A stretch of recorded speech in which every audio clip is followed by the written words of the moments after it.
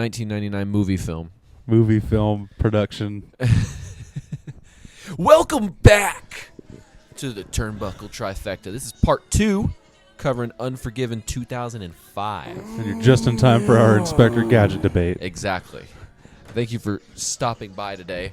We're watching the promo for Matt Hardy against Edge. Son of a bitch. And this is at the height of the rivalry. This is when it was real. This is when it got a little real. I mean, I think you could probably argue this is like the main event of this entire pay-per-view, honestly. Yeah, I would agree with that 100%.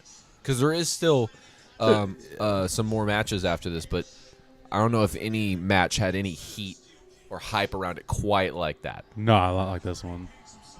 I had that shirt, that inmate shirt right there, dude. Right there, dude. Right there, dude. I'll have that shirt, man. So, was Matt Hardy your number one favorite growing up as a kid? No. Undertaker has always been my number one. But I did go through phases where, like, Matt Hardy was definitely up there. Eddie Guerrero was up there. HBK. I always loved Sting, even though he wasn't in, like, WWE. I always loved Sting. Nah, I didn't count everybody. You know, like, he was kind of up there with The Undertaker as far as, like, I don't know. I had his action figures and all that kind of stuff. So if you had to put a top 3, it would be The Undertaker, Sting, and probably that's a tough spot for number 3 because I know for sure those guys. I'm right there, but then there's like 100 names that come in. There's so many that could be number 3. Let's just say Lita for the sake of comfort. No, I'm just kidding. That's a whole nother list. I was about to say, I will say, to interrupt that list, I kind of view her as like the number 1 female wrestler ever, personally. Even though some would argue Trish. Same. Yeah. I would see the argument for Trish because she's made huge contributions in that sense. She's killer. And she's amazing, but I just, for some reason, I feel like Lita was more of a wrestler, if that makes sense. Like, if you look at the moves of Trish Stratus, sometimes to me they felt a little like, this is going to sound bad, like diva-ish. I always felt like, Yeah, I agree with that. I always felt like Trish was more of a technical wrestler, where Lita was like the high-flying side. The high-flying side is usually a lot fast and looser. That's a good point. I always felt like Trish was very like Trish is the really methodical good. wrestling. Exactly. Yeah, she's really good with like chain wrestling and fucking grappling and shit. And then I always too with her the pin reversals. Yeah, she used to do that shit all the time where they'd go to like small packager and she would just roll over completely and it's like, what the fuck? Yeah. That was always and really cool. She does do a lot of head scissors and hurricane ranas and stuff. She does a lot of that, but Lita does like a different kind. It's more like, it feels more like you said, high flying. It's a little bit. I hate to use this term because it's not quite accurate, but it's a little bit more hardcore. A little bit, yeah. The Trish is, like you said, is very like methodical. That's a good way to put it. I think it's a difference of like environment too, where it's like Trish never really wrestled with anybody like comparatively to where Lita's with Matt and Jeff, the two craziest flying people in the entire WWE. Yeah. And she was like having to keep up with those two. Like I think that really probably shaped a lot of that shit. That's a good point. Yeah, because she was. They were the extreme. Yeah, exactly. Yeah. The team extreme. All right, so your top 3. I know 1 and 2 right off the bat for me is Undertaker, right, and Jeff Hardy. Okay, good picks. But I like those picks. Number 3, give me until the end of this episode. I'll have a number 3 for you. Okay. I know, dude. The number 3 is so hard. Why is that such like? Because it's like that's it. There is no more after that. I would. Oh, dude. If I'm gonna come back with my 3 and just give it a final, I'm gonna say Eddie Guerrero. Oh, yes. Eddie Guerrero was very good. Wonderful choice. I just loved how well I thought he was a great wrestler. Thought he did great stories, and I just appreciated like he was hilarious. His gimmicks, like his like fucking hilarious too. I loved that. I thought that was awesome growing up. A close runner-up would probably be HBK. Yeah. Mine are Stone Cold, and then Undertaker, and then my number 3 is Goldberg. Fantastic. Ooh, nice. Goldberg's killer. That's a great number 4 is Crow Sting. Yeah, dude. Because that's the Sting. Yeah.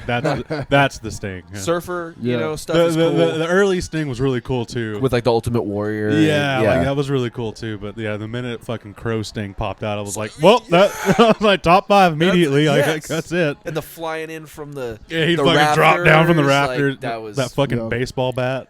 I'm not gonna lie, the dude. Fucking equalizer. The Rock is pretty close to me on like if he could be in number 3. I know he's in my top 10. I'm for sure strongly.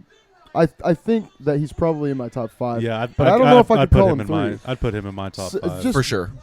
Basically, just for such mic work, dude. I mean, it's no fucking wonder the guy became an actor. That's why Stone Cold was like not completely why, but that's a good chunk of why I always have Stone Cold as my number 1. Like they can just talk That Stone Cold mic work. Dude. What? Yeah. Like what? That shit, like it had an entire stadium doing it to like every single wrestler trying to cut a promo. Like every time they'd stop, the whole crowd's like, "What?" Like what the fuck else can you do with that? Exactly. Like to literally. It's hard to keep your fucking head on track when you're trying to speak. There's a clip. There's a clip where I think it's when Stone Cold was co-general managing with Eric Bischoff. And Bischoff was trying to say something, and everyone, like the whole crowd, was chanting "asshole." And Stone Cold's like, "I don't know if you're hard of hearing. It's hard to think when you got 16,000 people calling you an asshole." God damn. Dude, and everyone just goes crazy, and the asshole chants get louder. Like, oh yeah, the crowd rally that anytime Stone Cold was even on the mic in the backstage, like people out in the audience would always just were always in it. But those 100%. Fucking promos with him and The Rock, like that shit's just legendary. Yes. To me, so. Let me ask you this: what is y'all's? So was your number 3 Rock? No, not yet. Not okay, yet. sorry. I'm waiting until the end of the episode. What's y'all's favorite version of The Rock? Because there's the Rocky Maivia, and then there's like the one where he was doing just like cut off shirts and warm up pants, and then there's Miami Vice Drug Lord. Yeah. That one's my favorite. That one's really good. You know what I'm talking when it's always button ups and they're always fucking crazy looking. Like I feel like that's like when his mic skills were like really just. That's because that's what when everybody. I was like, I hope he's saying that. Yeah. And I think if I'm not mistaken, that's like mid to late '90s Rock. Yes. But let me just say, a tough contender for a number 1 spot for Rock is right after that early 2000s Rock, where he was, where he just had the trunks and was like, he had the black trunks, and he talked so much shit then too. Dude. Everybody, dude, he's got like, if you look back, like there's Rock one-liner montages on YouTube. I love those videos. Yeah, and you can go find those and watch like 30 minutes of The Rock just talking the most shit you've ever heard, and it's so entertaining. And he's got so many things that he says that people remember. You know what I mean? The one where he's doing the spot in the back and he's doing like his imitation of everybody. Yeah. That video is my fucking favorite one. I did it for the Rock. For the Rock. I did it for the people. Shut your diaper wearing. Yeah, he said, "Shut your mouth, you thong wearing fatty." What's the Undertaker one where he's like, he comes up with his eyes crossed. Talking like Batman. What's the Kurt Angle one too? I'm gonna go drink a glass of milk. I'm gonna go home and drink a glass of milk. And his Stone Cold Steve Austin, he was like, "I'm gonna get in my pickup truck. I'm gonna drink some Steve Weisers. Listen to some Backstreet Boys." Man, it's just dude. He just. There was no competing with him. No, man. Like in that entire era, there's just no competing with him on a mic. Do you remember when he called the Big Show a 500-pound pile of steaming, stinking monkey crap? Dude. Wow.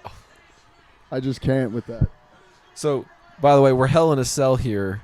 Yes. And Matt has... It's been pretty much edge running from Matt most of the time.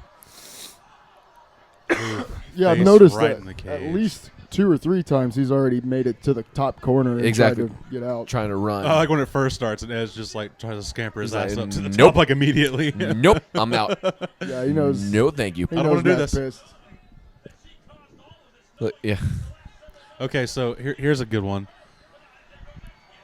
What do you guys recall being like your favorite like rivalries? This is honestly up there. Yeah. This Edge and Lita. I remember Just like the ones that you can remember that just really were like, oh, gripped shit. you know. Yeah. I got this one. was one of those ones that just gripped me. Undertaker versus Kane, that kind of when they were Yeah. That was deep. opposite each other. Yeah. That was really cool. Because that was like when Kane first came in, wasn't it? No. Well, they had a feud then. The second one. You're talking about when he buried him alive. Yes. At the very end. Oh, I remember. Yes. Okay, yeah. That one. And then came back as the dead man. Yes, and then Yeah. like Kane's reaction when he came. Like, Yes. Like that was just. Yeah. To me, Because that was that's when great. he just got like the mask off and shit, right? Yes. Yeah. He was that bald, see no evil With Kane. like the one blue eye. Yeah. Yeah. Weirdly. Inexplicably, that would. Shaven head. Sometimes it would be there, sometimes it wouldn't. It just depended on the storyline. Yeah, he got blue eye this time. Blue eye. Fuck it. Fuck it. He had surgery, but then the surgery got fucked up this time. He had cataracts. So it's back to it now.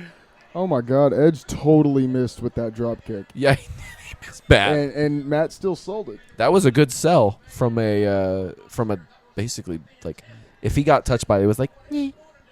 just a little tap. Edge is like trying hard not to piss him off like in real life.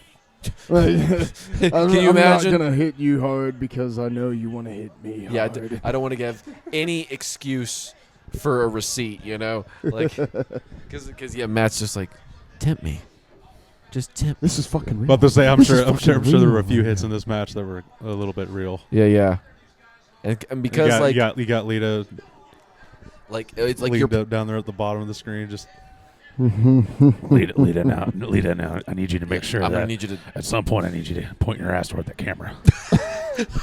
You're right. This is a pay-per-view. You're We got to get people to pay here. You're fired. You're fired.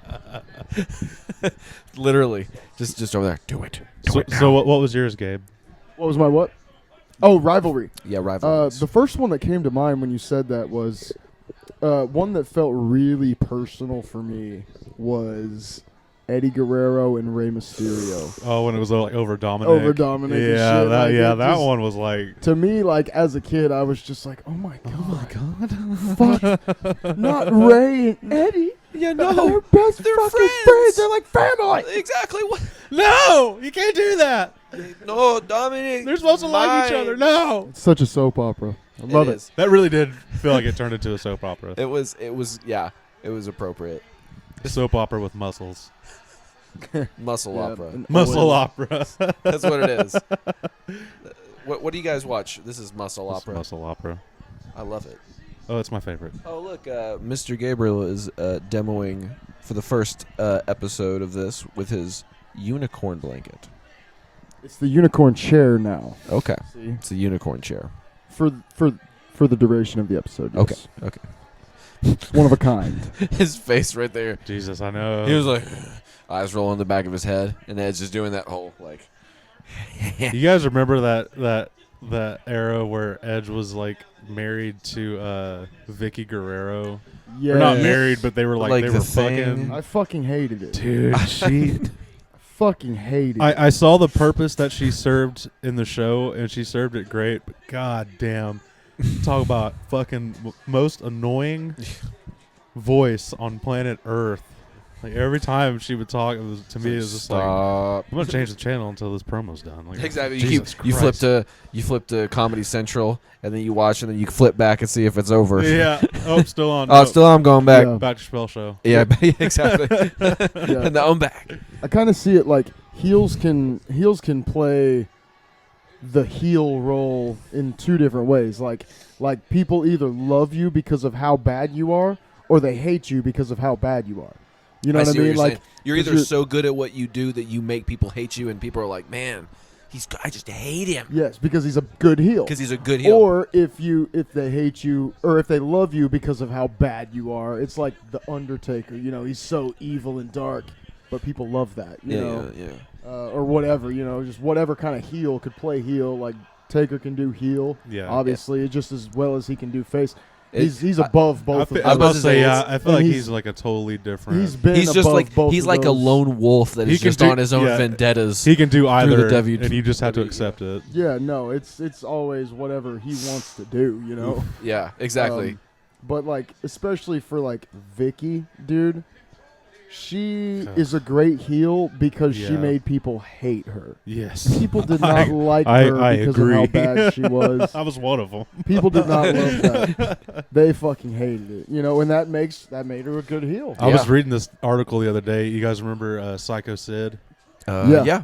Big fucking tall dude, Yeah, right? yeah. I was reading this thing the other day that it was talking about Vince used to get really pissed off because Sid was supposed to be a heel. And he was doing heel shit. It's like he was doing heel shit, but everybody just fucking loved him. And so he Hard was to like, make him a heel when everybody loves him. exactly. He was like a heel that was like over, and it would like piss Vince off. Like, Damn it, you're supposed to be a heel. That's what I think is so great about, you know, that whole thing.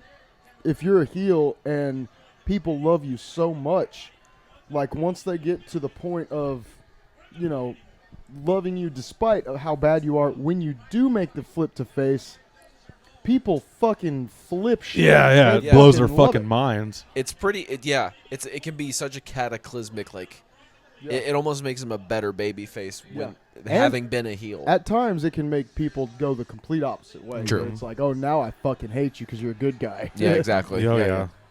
Well, and I feel like there's a line for like fans of being too good. Yeah. Too Yeah. baby face. Like too goody. And it's like, you know, it's like Right. you want the good guy to every once in a while go, dude, why don't you go suck a dick? yeah. Yeah, Like, yeah, you, yeah. you want like that fucking spark here and there, but it's like I feel like if you're just One dimensional. yeah, It's it gets kind of always boring to watch. I think was it just me or was Cena's original gimmick kind of not like goody good, but just like there was no real like when he was in like the Before- trunks Yeah. era, there was, like there was nothing at the it was time. just like Yeah. kind of no like whenever he hit that Dr. Thugonomics That's when he was heel. era, that's Like- when he kind of I feel like he really started shaping and that's because You know- then he went heel for so long that eventually it turned him face because everybody was like, everybody kind loved like it. him. Yeah, Like, Exactly, you know, yeah, that's yeah. the thing. That's exactly what we were just talking about. Like Yeah. he started out not really heel or face. You know, he was just new and just you're fucking young basically dude. Face if you're just new. Yeah, I feel like with this whole stuff, it's like you're face until you prove you're not. yeah. Yeah. It's Until like you everyone do just something assumes you're heelish. face, and then you do something shitty. It's like okay, that's where you are here. All right, go. Gotcha. But yeah, that's exactly what Cena did. He became the Doctor of Thugonomics, and everybody hated him and was talking shit. And He come out and do his battle rap shit. yeah. But then people were like, you know what? I like it. I like it a lot. Yeah, like it kind of Yeah. grew enough on everybody. It was like, all right, Yeah, it's not I that like bad. Powerbomb. And then when he went to the never give up top of the cage. Cena phase, I feel Oh like my that's when God. it was like full on baby face. Yeah, For yeah. real. I will say, But it got to that point he was baby face so long people started hating him. exactly. Like I think the like the whole PG era, John Cena was yeah. cringe, bro. Yeah, because then when the theme song would come on, everybody was like, "John Cena sucks. John Cena sucks." Yeah. Oh my It's God. like that was like all you would hear at one point. Dude, like I remember one time he was like, instead of like cursing or just being like, "Ah, dang it," he just said something like, "Banana bread fudge crackers" or something. Like he said something. I was like, "Bro, this just ain't say it. Blue's Clues. Chill the fuck out Just with say that. it. They'll bleep it out. Just say it. When you." I can't say dang anymore. It's basically like someone was like, "You can't say dang anymore." Yeah. We're public. By the way, I find it very interesting that the whole reason the PG era really even happened is because WWE became a publicly traded company. And therefore they had shareholders, and their shareholders were like, "Well, you can't have You can't. all this tits and ass and blood and violence You can't be and having drama. cutoffs of Edge fucking Lita in a bed in the middle of the ring. You You can't remember that? Yes, dude. It's like you can't. You guys can't do Like, that guys, anymore. guys, I don't know if we can do that. Yeah. That's Well, I don't know if side our effect by Matt Hardy there. ooh, Stone Cold went, Is if that I it? can't chug beer, I'm fucking I'm done. out. Fucking done. Out They of went, here, dude. Okay, What's well, the you point? can still have your beer. Man, But yeah, like, and then so from that point out, it was just like fudge crackers. I feel like that's Yeah. I feel like that's just like I feel like the talent never went downhill. I feel like the talent has only gone uphill as far as like in ring work and shit. Because like a lot of the dudes now, it's like even the big guys are like legitimately high flying. Yeah, And like Yeah. doing crazy ass shit, but I feel like when the PG era hit is when the storylines became garbage to me. exactly. yeah. You got to make it personal. You got to make it nasty. You got to make it You have to. bad. Yeah, gotta make you have to know. put that in there. If there's no edge to the story, it's just boring. There is an edge to Nice. the story. He's getting his ass whooped. Oh, my he's got him God. locked in the. He's locked in the ropes. But yeah, no, I agree completely. It's like you have to. There has to be like a touch of like personal, like real drama in it. It's got to be somewhat believable, and like as much as people like to hate on Jim Cornette because he is kind of an asshole, A little bit. He does make a good point where people are like, man, nobody really believed that shit, and he said something like, well, maybe not what you were fucking watching when I was good, because he was like, That was pretty good. thank you. Back in the day, apparently, you watch some of the stuff I think Vice did where they did Tales from the Territories. There were people who would like risk going to jail trying to punch some guy because they talking about how good a heel was. They were willing to go to jail to punch these people in the face because they hated them so much. Talk about being convinced. That's convinced, and so convince. I'm Oh, just kidding. convinced. I'm full of them tonight, gentlemen. That's pretty good. But I feel like there is that. You gonna be here all night? I'm Nice. at least all night, at least for the next couple hours. Sweet.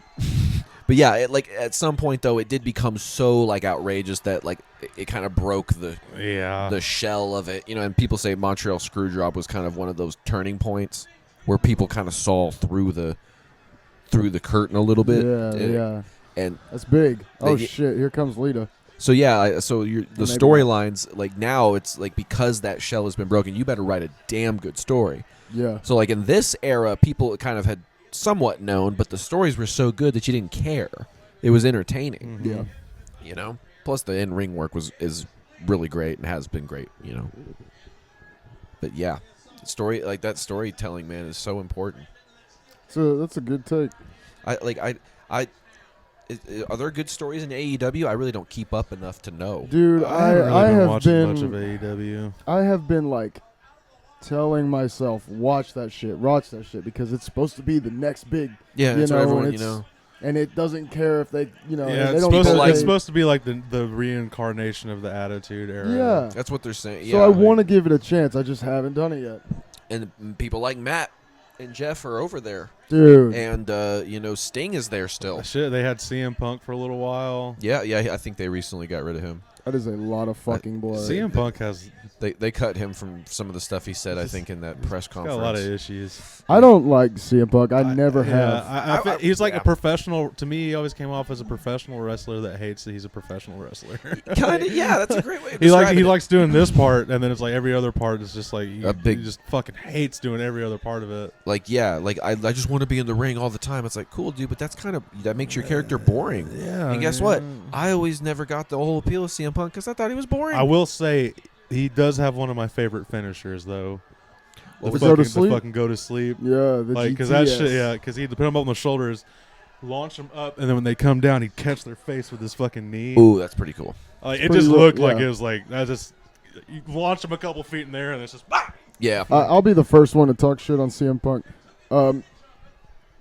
When he does it right, that move looks cool. Yeah. But I've seen When some of them when that- it goes bad, it's I've fucking seen some bad. of them that don't look good, bro. Because Catastrophic. like it started bringing in that run up knee Yeah, in the yeah. corner. He started doing that a whole lot more. Yeah. Yeah. Switching. But I mean, it's gotta be hard to pick up a dude that's like 200 plus pounds, be able to throw him at least a couple feet in the air right. Dude. to make it look believable. That shit's gotta be hard, man. Yeah, no kidding. When I Like was when we- younger, I wanted to like CM Punk until the feud with Jeff Hardy, and then Jeff Hardy got kicked out of the WWE or whatever. You know, he left, and it wasn't even because of that. It was because of drugs. But I still have deep hatred for CM Punk for that. Man. I think what really sold me, or what really just got me, was like his entrance music. Because it was like Kill Switch Engage for a little while, Oh, yeah. and he I used thought that was Living dope. Color for a little while Yeah. too. You know Cult what's of funny about Personality. that Kill Switch theme? What? This is funny. So I watched a WrestleMania video that was talking about wrestlers who actually hated their entrance music, and Randy Orton hated. Oh, that his- first one he had was so No. It was the Burn in My Light one. Yeah, I didn't like that one. The hey say nothing. Yeah, I didn't like that. He hated that motherfucker. I don't blame him. And so he actually pitched that Kill Switch song as his entrance, and he used it for like 1 or 2 shows or something, and then they gave it to CM Punk. That would have been fucking dope. Another reason to hate CM Punk. See, that could have been Randy Orton. That could have been Randy. Speaking of, we were talking about number 3. Randy Orton for me is another really good candidate. Dude. Because He is in my top 10. I definitely. love For sure. I love his flow, the Yes. way he wrestles. They all say so, too. He's like the safest wrestler to wrestle with. Yeah. Like he's he's precise. That fucking snap, He's got like fucking plex thing he always does when they come off the rope. The shit's always yeah, clean looking. It's just like a certain kind of grace to how he fucking does that. Shit's cool. He's tall as fuck too. Yeah, it's weird. Yeah, I never think about it, and it's like you What look is at he, shit, like, it's like 6'5" God or damn, something? yeah. Or 6'6"? 6'4", He's 6'5". big dude. He's a big man. fucking dude. By the way, Edge got knocked up with that fucking what is that, Money in the Bank? I think it's just a briefcase. Oh, really? Just okay. I don't know if they introduced Money in the Banks yet, I know. Yeah, 05 is probably a little early for that. because But- that's kind of a newer-ish. He is just bloody as all could be, man. Oh. And by the way, that was a funny sequence that happened. Lita got Twista faded, and then Matt got speared. So it was like, bam, bam. Betty, you're bringing all the toys in here tonight. Oh, my God. Trying Dude, to play, motherfucker. I remember this, when you talk about memories being at this one. You If you remember guys remember seeing from the this. last episode, I was at this pay-per-view as a kid. Seeing Matt on the top of that cage, I was like, no. that might be a Money in the Bank. What year? Oh, what dude. month was this? Leg This is drop. September. Jeez. Yes, September yeah, Money 18th. in the Bank. The debuted on April 2005, so that might be the Money in the Bank briefcase. Oh, dude, that leg drop from the top of the cage, and 'Cause that's in 2010 they made the Money in the Bank like its own pay-per-view. Money, money, money, money, money, money, money, Money, money, money, money, money, money, money, money, money. By the way, money.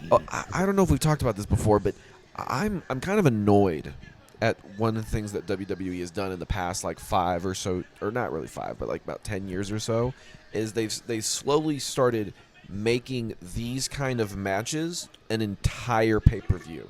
Yeah. So like you would Yeah. have like every now and then you like to yeah. We even said it in the same tone. Yeah. I know, right? Acapella harmonies right now. For but real. but yeah, like it just like the Hell in a Cell thing. It's kind of like the theory that, like when we're writing records, you know, like if every song is then it has less impact because there's no contrast. Right. You know, so like for me, it's like a whole night of Hell in a Cell kind of just like desensitizes me to like, oh, dude, there was this rivalry that needed to be settled in the cell. And Makes it Yeah. a little less intense. yeah, and the tables and ladders and chairs, I'm kind of like, it was kind of more fun when it was a spontaneous moment that just happened.